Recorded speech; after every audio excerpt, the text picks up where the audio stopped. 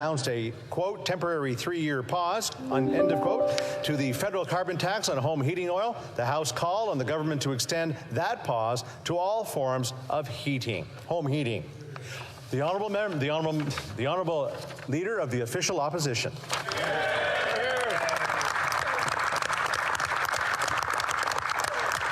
I'll be splitting with the member for Peterborough-Kawartha. A Canadian is a Canadian is a Canadian. Those were the words of the Prime Minister, and that is the principle of my motion today. It reads, and I quote, that given that the government has announced a, quote, temporary 3-year pause, end quote, to the federal carbon tax on home heating oil, the House call on the government to extend that pause to all forms of home heating. Very simple. And how do you argue with it? If the Prime Minister has now caved on the carbon tax for those heating with oil, then he ought to be intellectually consistent and do it for all forms of heating, for all Canadians. Now, we know that the Prime Minister has decided to create 2 classes of citizens. He is under pressure and under duress, decided to pause the carbon tax on home heat until after the election, at which point he intends to quadruple it. But in the meantime, there will be this temporary carve-out.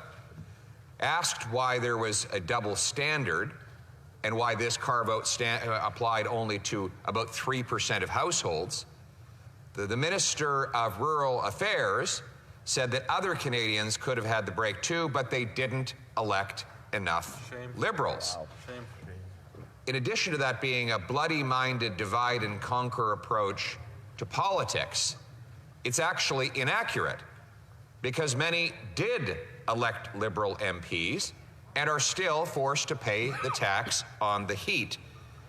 These are people in Liberal-held ridings who will be excluded and will be forced to pay the higher tax on the heat as the temperatures goes down and the snow starts to fall. Are these citizens less Canadian than those that are getting the pause? Is the malnourished senior in the Liberal riding of Sudbury who heats with gas any less Canadian than those who get the pause? Is the single mom in the Liberal ridings of Thunder Bay any less Canadian as she is forced by the Prime Minister's tax to skip meals so her kids don't have to? Is the welder in North Bay any less Canadian as he cannot gas up his truck to go visit his dying relatives in other parts of the province any less Canadian? Of course not. But the Prime Minister thinks they are. And once again, we see his divide to distract strategy. You see, he thinks that if you are afraid of your fellow Canadian, you might forget that you can't afford to gas your car or heat your home. We have seen this divide and conquer strategy of the Prime Minister over many years. We saw how he called small businesses tax cheats. We saw how he called anyone who disagreed with him a small fringe minority, even though he later had to apologize for those comments. We saw recently how he tried to besmirch Muslim, Sikh, and Christian parents, calling them hateful simply because they wanted to protect their children. We see again and again how the Prime Minister tries to demonize hunters, calling them American, saying that people who live in Cape Breton and hunt or live in northern Canada and hunt for sustenance are the reason we have record gang shootings in downtown Toronto. That has become his go-to approach, and here we have it again, with a 2 classes of citizens approach to his carbon tax. Now, let's not forget that his plan is to quadruple the carbon tax if he's reelected. My plan is the opposite. So I've proposed with this motion a compromise in the meantime, What I propose is that we take the tax off so Canadians can keep the heat on this winter, and then when Canadians go to the polls, we can have a carbon tax election where people choose between his plan to quadruple the tax on gas, heat, and groceries, and my common sense plan to axe the tax and bring home lower prices.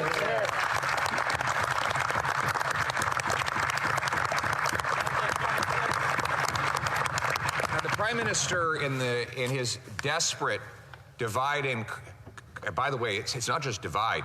Yesterday, he wouldn't even show up and defend this approach in the House. He was in Ottawa.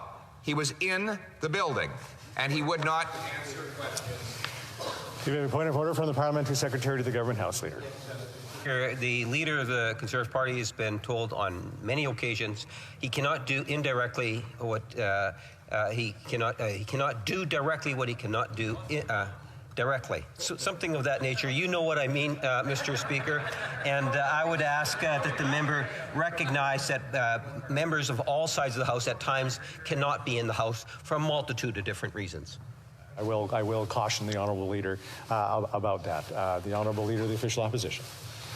The Prime Minister's strategy is hide and divide. Hide and divide. Hide from debate, divide the population. That's how he thinks he will cling on to power, but here's the problem. He can run away from debating me all he wants. The problem is he can't run away from his own party. His former Environment Minister, Catherine McKenna, said that he had broken her heart. He'd broken her heart. His a Liberal Senator, Paula Simons, said he betrayed her.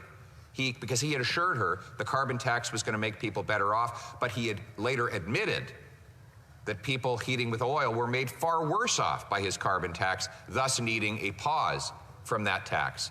And Liberal Senator Percy Down wrote a spectacular piece just yesterday where he said the opportunity for the Conservative leader to form government was created by a lack of fiscal responsibility in the Liberal government.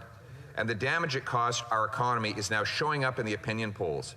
Within the Liberal Party, many members who are in favor of fiscal responsibility have given up on this current iteration of the Liberal Party. He goes on. Originally, the centralist Liberals assumed that the Prime Minister and his crowd needed to be educated on the economic issues of the day. That naivete was replaced with the realization that they were not a serious government when it came to the economy, that they simply didn't care and would throw money at anything that crossed their mind. The resulting interest rate hikes, increasing cost of living, and huge debt didn't seem to concern them. This Liberal senator goes on to say the Prime Minister should be fired and replaced with a new Liberal leader. Meanwhile, the incoming Liberal leader, Mark Carney, is now firing shots at the Prime Minister, claiming that he would not have allowed two classes of Canadian citizens on the carbon tax question. This is carbon tax chaos. Canadians are paying the price, and all of it proves that this Prime Minister is not worth the cost. He is not worth the cost of heat. He is not worth the cost of food. He is not worth the cost of housing. But apparently, he is worth the cost to the NDP. They were elected by good, solid, decent, working-class folks in places like Vancouver Island, the Skeena and the Bulkley Valley, in Timmins. Good people. I've met these people. Folks who pack their lunch, get out of bed every morning, work hard, and build our country.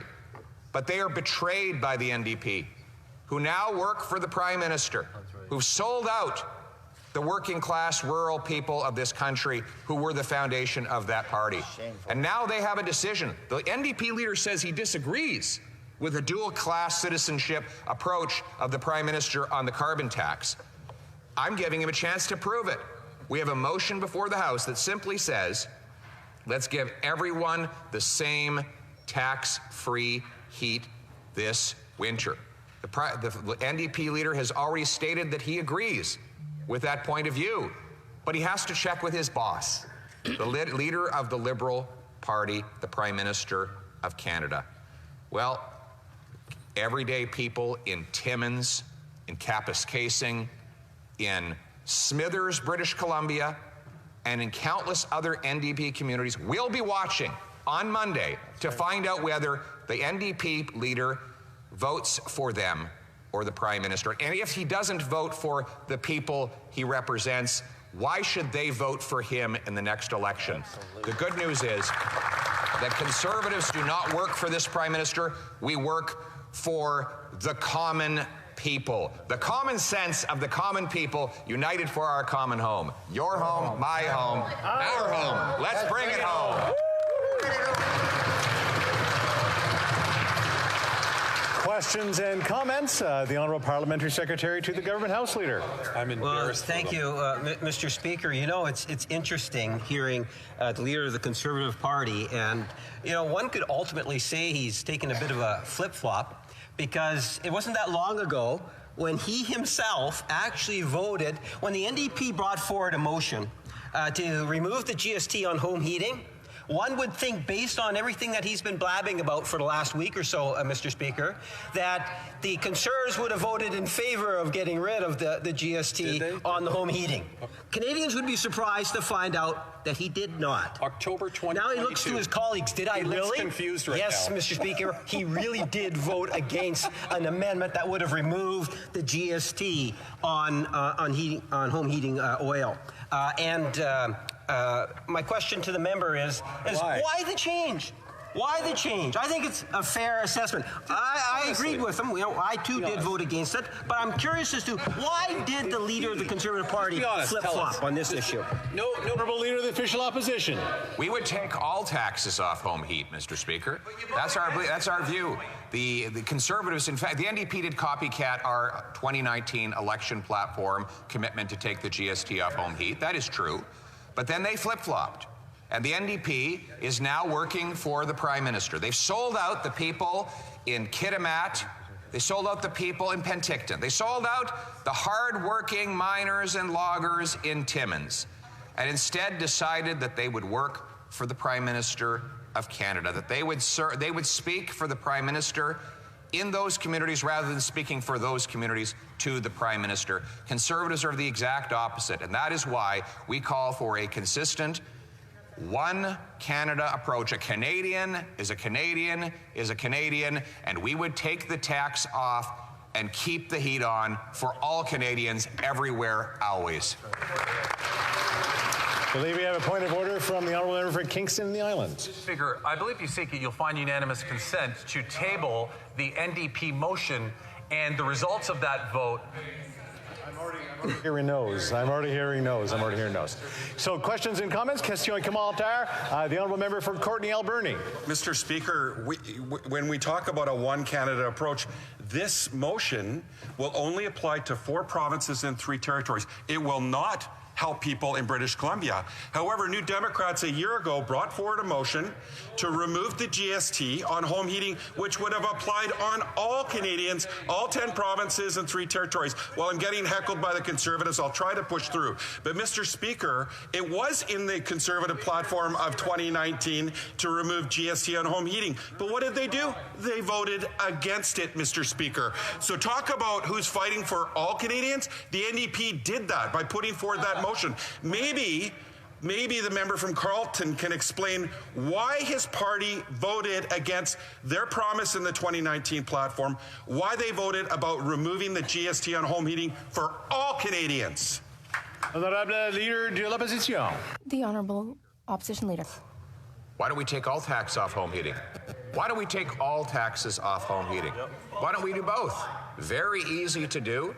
The NDP has copycatted our 2019 platform commitment to take GST off home heating. Now the member is hyperventilating because he is going to lose his seat in the next election because the people on Vancouver Island have seen him betray them again and again, and now he's going to force British Columbians to pay a quadruple carbon tax on their heat, gas, and groceries. He's voting in favor of the federal government, forcing the NDP government in his province to quadruple the tax. We are simply saying, give his constituents the same break that some Atlantic Canadians are getting temporarily. Give them a pause on the carbon tax, because a Canadian is a Canadian is a Canadian. Questions and comments. Question et commentaire. The honourable member for Kings Hants. I sat and listened to the Leader of the Official Opposition's speech, and not once did he actually mention about the program that we're helping to make transition for. There's 1 million Canadian households, Mr. Speaker, in this country that are extremely vulnerable. They are paying in excess sometimes of either double or 4 times the price of alternatives such as natural gas or electricity. We've built a program. He's talking about removing the carbon price, which we've done on a temporary basis, and we've offered a solution. Does he believe in what the government is doing to actually help the most vulnerable people across the country? The Conservatives haven't quite picked that up. Across the country. Does he believe in the Government of Canada helping people in rural Ontario, rural Alberta, rural Saskatchewan actually make the transition who are extremely vulnerable on home heating oil? That's my question. Does he support the program? Honourable Leader of the Official Opposition. First of all, it's not across the country. It's only available in a few provinces. And so far, the uptake has been very low because we don't have the capacity to switch large numbers of people under the program that he proposes. Plus, it's just riddled with bureaucracy and paperwork. You can picture elderly grandmothers who are in the freezing cold in Kings Hants having to fill out all of these forms that he's put in front of them. And finally, let's just point out that that member was in full panic mode last week because I was holding a monster rally of 1,000 common sense Nova Scotians. You were there, Mr. Speaker, and they were rallying to axe the tax while he was bawling his eyes out on the phone with the PMO, asking them to save his job because he knew he was going to be fired by his constituents. That is the only reason why he even sought a pause, but he has to tell them the truth. If he's reelected, they will see that tax go back on their home heat. The only way to axe the tax is by electing a common sense Conservative MP for Kings Hants and a government for Canada. Reprise du débat. The honourable member for Peterborough-Kawartha. Thank you, Mr. Speaker. Good morning, and today is an extremely important day. Today, the members of this House who were elected to serve Canadians have the opportunity to prove where their priorities are. The Conservative Party of Canada and our leader has put forth an opposition motion that will be voted on Monday. Here is the motion.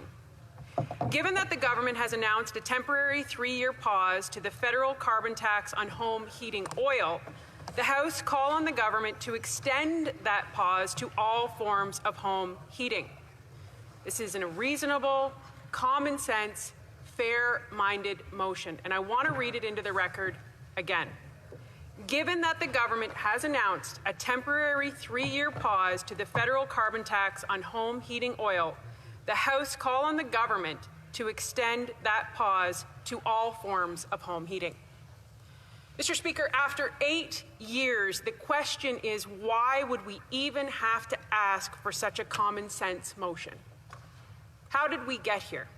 How did we get to the point where the Liberal NDP government put in a punitive tax telling Canadians it was an environment plan, when we know now, through expert testimony and the behaviour of this Liberal Prime Minister, that this punitive carbon tax, which is driving up the cost of living, was never about environmental science. It was always about political science. And that is the pattern of behaviour we have seen over and over from this Prime Minister and the NDP, who continue to prop up this government and then practice hypocrisy in this House every single day in the chamber. Because the NDP prides itself on saying they stand up for the middle class, for the most vulnerable, and yet they prop up this Prime Minister who is making their life a living hell. This is not my opinion, Mr. Speaker. These are facts. Last week, Tiff Macklem, the Governor of the Bank of Canada, testified at the Finance Committee, and I want to read into the record some of this testimony. Mr. Tiff Macklem said, "First of all, it is the most vulnerable members of society that are suffering from the most high inflation. They are feeling the brunt of affordability more than everybody else. They can't just move down the market. They're already at the bottom of the market. Much of their spending is already on necessities. You can't cut back on that. That's why it is so important that we get inflation down. Inflation is a tax that disproportionately affects the most vulnerable members of society. Now, some people may want to argue that the carbon tax is not responsible for inflation or that it's not contributing to inflation. Well, let's correct that for the record as well, Mr. Speaker. This Prime Minister has tried to tell Canadians that repeatedly. But again, we know it's not true. Let me read into the record more testimony from the Governor of the Bank of Canada during Finance Committee last week. The member from Northumberland, Peterborough South, said, "Just to reiterate what you said there," he's referring to Mr. Macklem, "it would be 60 basis points or 0.6%, which currently the inflation rate is at 3.8%. That equates to almost 15% if I can do the math quickly." Mr. Tiff Macklem, "It would be 3.2. This testimony tells the story and the facts, and it proves the impact of carbon tax on Canadians. If it was removed today, tomorrow, inflation would go from 3.8% to 3.2%. Wow. That is significant. For people who don't know at home, that's 16% overall.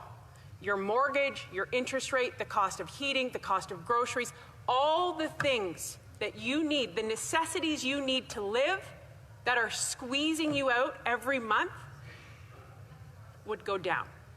That is the impact of the carbon tax. I want to read to you a couple comments from readers who write to me, because that's our job. That's our job. It's to represent the constituents. It's to elevate their voice. So we have Barb, who's written into me. And when we talk about the most vulnerable, those are often our seniors. And Barb wrote to me and said, "We are retired and we heat with propane now. We changed from oil to propane because of the cost for oil, but propane is just as expensive now with the carbon tax. And because the propane has jumped in our groceries, I work part-time to help cover these increases."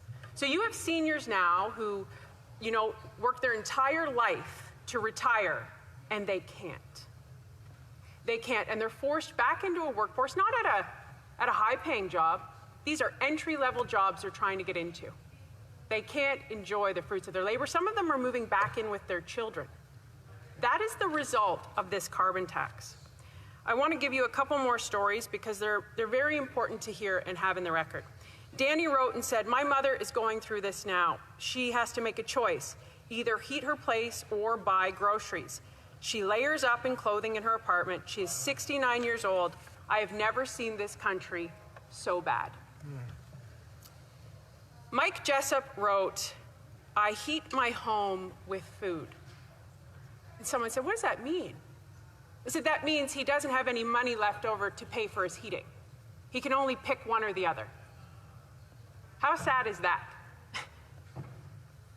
Elizabeth McNeil Young wrote, "I lived through two," and I don't know if I can read this into the record, Mr. Speaker, because it's a name. "I lived through two Trudeau governments." I'm not sure if I can say that. "Back in the 80s, I worried about losing my home. I made it work, though. Now my children are in the same boat." Carol went on to say, "I changed from oil-fired boiler to electric boiler because I couldn't afford the oil monthly bill any longer.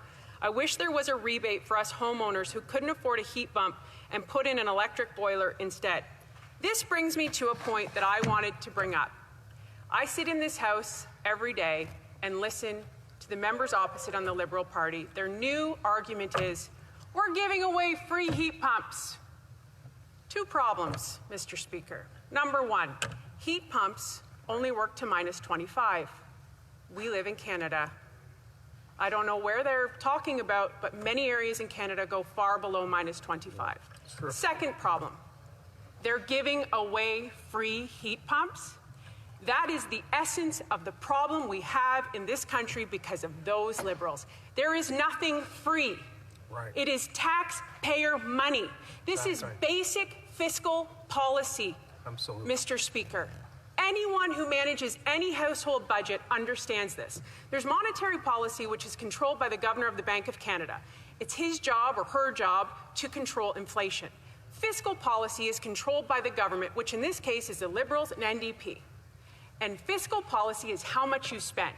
And anybody at home, a basic student going to university right now, knows if you spend more than you make and you have to use your credit card, you will only be paying off interest, and that debt will go up and up and up. That is how we got into this position. So when they say they're giving away free heat pumps, nothing's free. That's disgusting, because it is taxpayer money. Be honest, be transparent. You are using taxpayer money. How much is that going to cost? Are they going to pay for the AMP service that they're going to need to up that AMP service? That is the issue. They don't have their money. They have taxpayers' money. And until they figure that out, we are going to keep doing the same thing over and over again. Their agenda is not about the climate. It's about holding on to power and keeping seats that are slipping from them because Canadians cannot handle this misery any longer. We heard from a Liberal minister on national television say if people want to break from the carbon tax, they have to vote Liberal. Shame. Shame. It is awful. Every Canadian deserves the necessities to live. We are Canada. The only party committed to affordability in this House is Conservatives. And today, we challenge this House to prove their service to Canadians and to prove that they will do what they were elected to do, which is make life better, not worse. The most compassionate thing you can do is make life affordable for our children, for our seniors, for the middle class who go to work every day to pay their bills, and they can't. So today, we call on this House to treat all Canadians fairly and to vote in favor of our motion to pause the carbon tax on all home heating for all Canadians. Thank you, Mr. Speaker. Well done.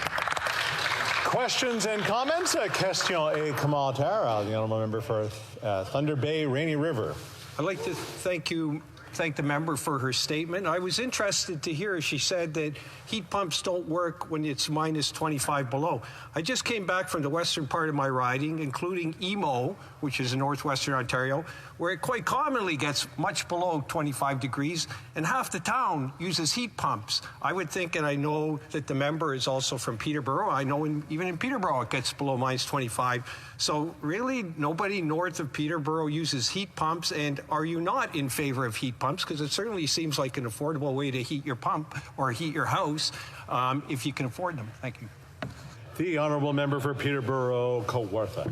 Thank you, Mr. Speaker, and I appreciate the question. And I think, again, we're seeing an inability to see the point of the motion. Heat pumps are fine. My parents are using a heat pump right now. That is not the issue at hand. They are not serving 97% of Canadians with what they're doing. They've decided to give some Canadians a break. The reality is it is not a luxury to heat your home in Canada. And the efficiency of the heat pump drastically goes down. It's like using electricity. This is the science of it. It's just common sense. So if you do not pause the carbon tax for everyone, you are discriminating against 97% of Canadians. That is what we're asking today. Thank you, Mr. Speaker. Questions and comments? Question et commentaire. The honourable member for Edmonton, Strathcona. Thank you, Mr. Speaker. And I'd like to thank my colleague for her intervention today. Now I'm confused because, of course, we've heard the opposition stand up and talk about the fact that the Alberta NDP has been pushing back against what the government's done, but yet the Alberta NDP put forward an emergency motion in our legislature that said, be it resolved that the Legislative Assembly recognize carbon dioxide emissions contribute to a changing climate. They talk about wildfires, evacuations, extreme weather events, and then they go on to talk about the fact that there needs to be we need to apply the same programs across the country for home heating, yet the Conservatives in Alberta voted against it because it had references to the need for a climate plan. And we haven't heard from the Conservatives yet. What is their climate plan? Could this member tell me what they plan to do to deal with the biggest crisis of our time right now, the climate crisis? Because as far as I can hear from her speech, she doesn't even admit it's real. The honourable member for Peterborough-Kawartha. Mr. Speaker, so much to unpack in that member's question. First of all, shame on that member for being a representative of a party that keeps this Prime Minister in power and continues to make Canadians suffer.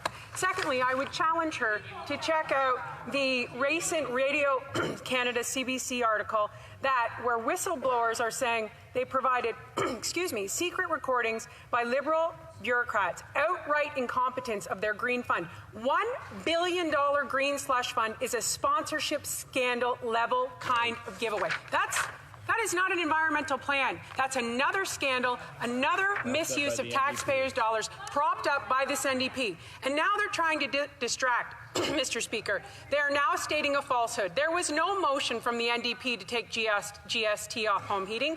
They are distracting from their plan to give carbon tax. Thank you. I think there's a point of order from the honourable member for Courtenay Alberni. Mr. Speaker, there was in fact a motion that the Conservatives teamed up with the Liberals to defeat, to remove. That is debate. That is, I know it's clarification and debate. Questions and comments? Question commentaire. The honourable member for Souris Moose Mountain. Thank you, Mr. Speaker. And as the member, or my colleague, has mentioned, the Prime Minister has said a Canadian's a Canadian's a Canadian.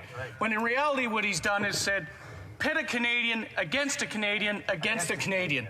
And I'm wondering if the member, she's talked in her speech about how it's not equal across this country and the big challenges are here, and I'd like to hear more from her on those issues. The honourable member for Peterborough-Kawartha.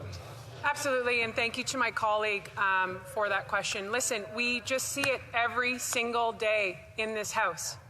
And Canadians at home see it. This is, they see who he really is. Right. And that is the reality of what you're dealing with. This is an ideological government who believes they are going to save you. They're going to create the problem, make life unaffordable, drive up inflation, give punitive tax, and then come back and say, oh, here's a little rebate from a scandal-level slush fund. This is, the moral integrity is gone, the agenda, everything. Divide, distract, and power. That is the agenda of this Prime Minister propped up by that NDP government. Here, here. As my public service announcement for the morning is to make sure that everybody keeps their questions and answers as short as possible so everyone can get to participate, because I've seen a few members have tried a few times that have been unable to.